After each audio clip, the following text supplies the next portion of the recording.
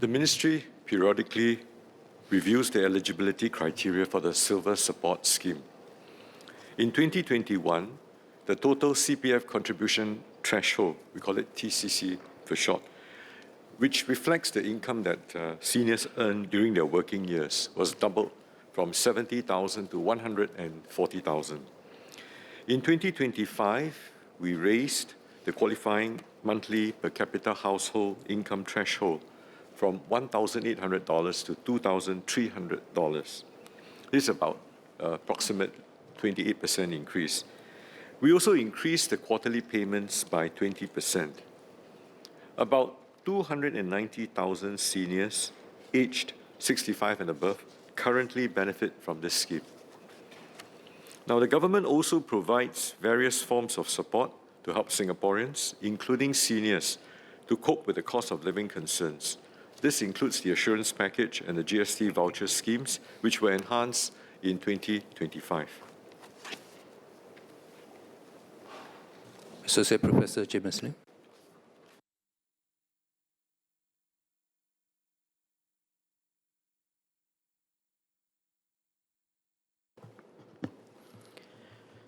So, between 2016, when the Silver Support Scheme was implemented, and today, the CPF full retirement sum was adjusted 10 times, rising from 161K to 220K, a 37% increase. If we take the Silver Support threshold of 140K as a share of the full retirement sum a decade ago, the equivalent adjustment would bring this to around 191K today. Now, keeping in mind that the FRS itself represents the government's own assessment of a basic standard of living in retirement, the rigidity of the equivalent CPF threshold for silver support is somewhat puzzling to me. Would the Minister be willing to share the rationale for this seeming inconsistency between CPF FRS adjustments relative to the silver support threshold? Minister Tan. I thank the member for his SQ. I don't think it's a like-for-like comparison. You need to look at the Silver Support Scheme, on a holistic manner, because we do have a number of other schemes that has come alongside with the SS scheme, with the Silver Support Scheme, to support our elderly. On top of that, there are also significant CPF enhancements that we're doing to support our elderly, and the cost of living vouchers to even the different packages, from the Pioneer package to the Merdeka package to the Majula package. They all aim at different sectors of uplifting our seniors. So in addition to the Silver Support Scheme, you need to look at it on a broader, a more comprehensive and a more holistic scale. On top of that, we periodically review the parameters in which the Silver Support Scheme is improved and refined. As I've shared earlier on, in 2021, we expanded the coverage from 70,000 TCC, the total CPF contribution over a lifetime, to 140,000. Now, this has resulted in a larger number of elderly Singaporeans becoming eligible. Now, in 2025, just a year ago, we enhanced the payout, the quarterly payouts, by some 20%. We've also expanded the household per capita income by almost 28%. So you need to look at it on a very comprehensive, holistic scale before you make that comparison. Thank you. Mr. Shawn Loh.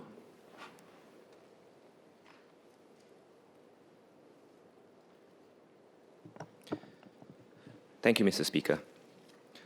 The Silver Support Scheme is a lifeline for many of our seniors, especially our very senior seniors, maybe those above the age of 80.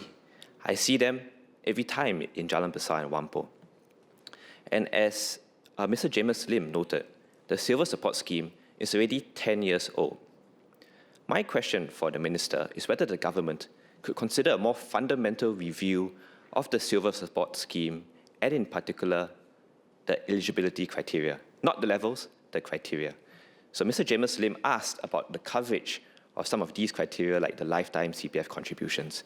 I think that we should review whether the lifetime CPF contributions should even be a criteria for the silver support scheme, keeping in mind that there are a lot more seniors who have lived far beyond their retirement savings. Those above 80 would not remember what they contributed up to the age of 55, which is the current criteria.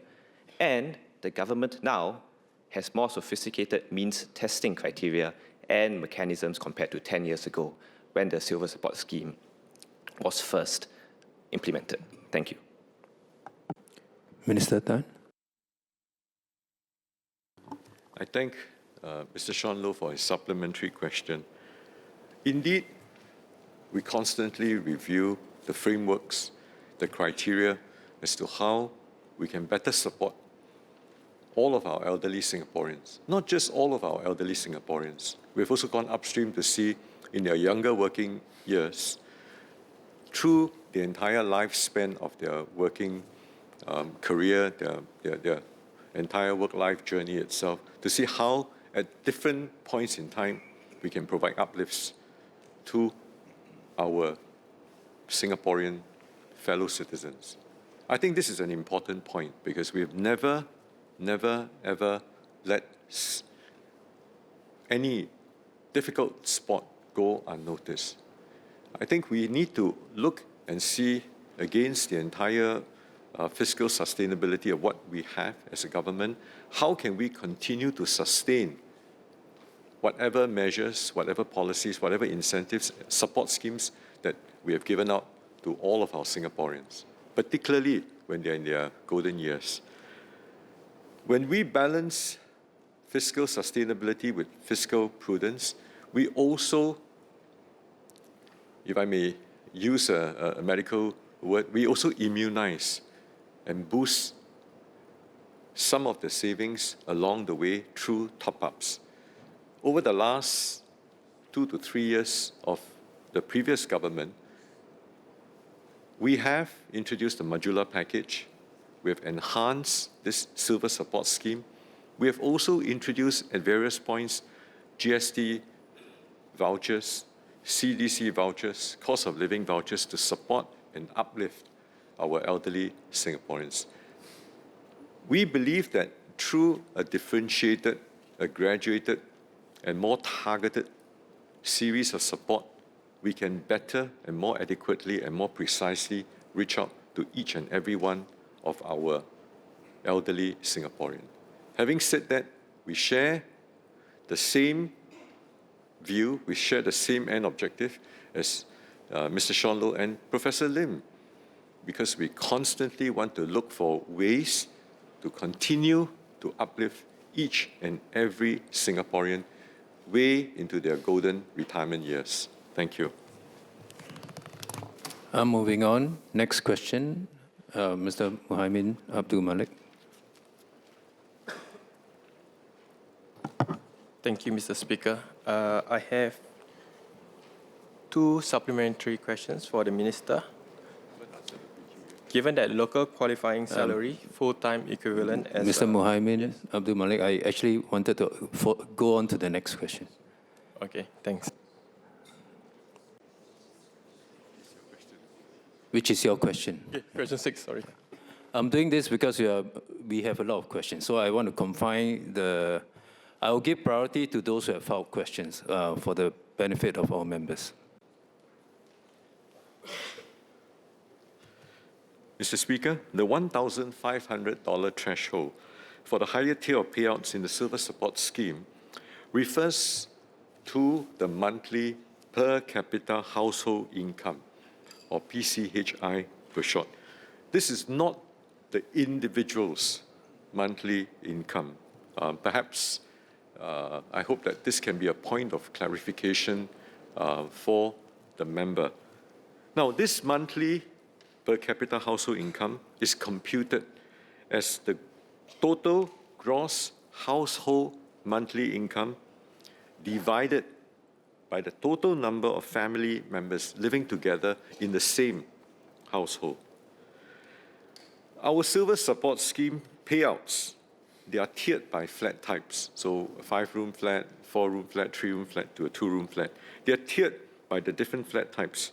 And of course, the monthly PCHI.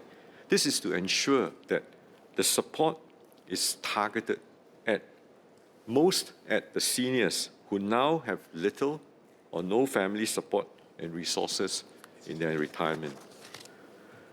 The LQS, the local qualifying salary, serves a different purpose. It is to ensure that firms who wish to employ foreign workers also pay their local workers meaningfully, rather than on token salaries. It is not intended as a measure of retirement adequacy or financial need, and is therefore not correlated with the Silver Support Scheme's monthly PCHI criteria. As I've earlier on answered Associate Professor Jamus Lim's PQ and also responded to the SQ by Mr. Shawn Loh, we recently enhanced the Silver Support Scheme just last year in 2025, and we raised the qualifying monthly PCHI threshold from $1,800 to $2,300. This is approximately a 28% increase. This has enabled more seniors, including those with lower incomes, to qualify for silver support payouts. Now, let me reassure everyone in this House, we will continue to review the Silver Support Scheme periodically. Thank you. Mr. Muhaimin Abdul Malik. Thank you, Mr. Speaker.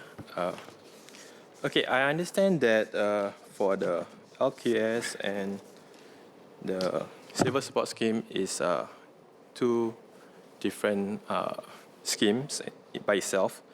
But given that there's an increase progressively from 1,400 to 1,600 since July 2024 for LQS, whether the ministry has assessed how seniors whose wages were adjusted by employers to meet the LQS have consequently been pushed into the lower civil support tier. This is mostly for those elderly that are staying alone in their own household. So, and my second question is, how many civil support recipients have moved from the higher tier to a lower tier since the LQS increase to $1,600? Minister Tan.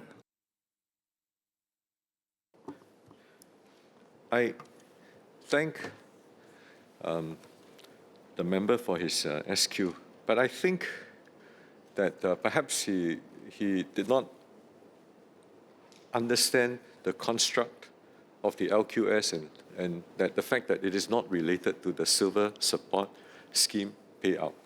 Now, there will be further refinements to the LQS in the upcoming budget COS. I don't think I want to go too much into the detail, but suffice to say, let me reiterate that they are not in any way interlinked. I mean, that's not how we constructed the LQS scheme to be, because the LQS scheme, as I've shared earlier on, is aimed at working and solving our companies' needs for foreign workers. And we don't want the companies to hire our locals on a token salary so that they can get the foreign worker quota. So please remember that they are not related. Now, to his point about how much of the LQS has pushed the elderly senior living alone down to below or set at that 1,500, I don't have those statistics because it is not how we worked that scheme out to be. I hope that sort of addresses his point. Mr. Shawn Loh. Question 7, sir.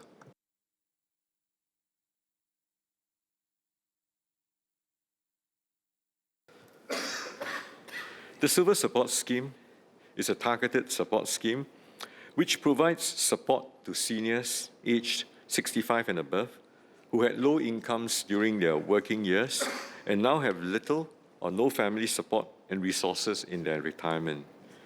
Now, eligibility is determined by the senior's lifetime wages, housing type, and the level of household support.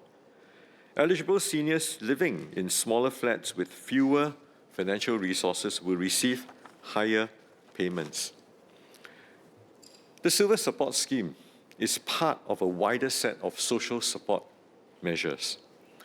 These include the Workfare Income Supplement and the annual Earn and Save bonus under the Modular Package, which help boost the retirement savings of lower to middle income working seniors and can increase their CPF life payouts.